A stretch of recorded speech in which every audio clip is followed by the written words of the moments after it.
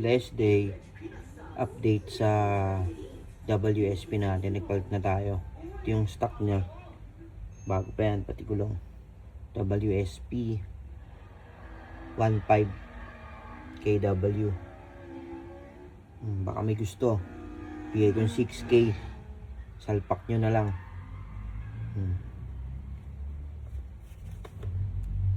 Tapos ito yung pinalit natin.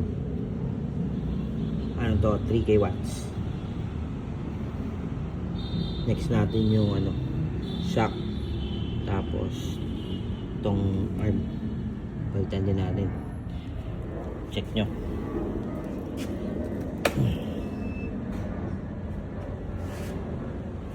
Ngayon muna natin sa 1.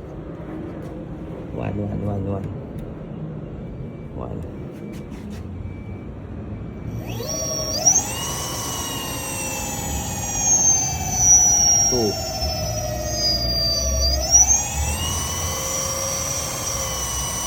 Three.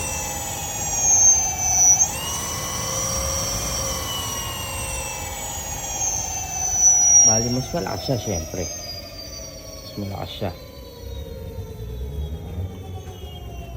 Tapos may pan tayo nasa loob. Pahinga mo.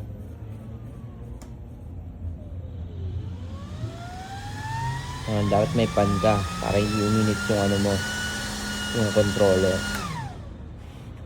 Yun lang ang update natin sa ngayon. Pag nagsawa tayo, benta natin yan. Magpa 5 kilowatts tayo. Battery muna next. Okay, thank you.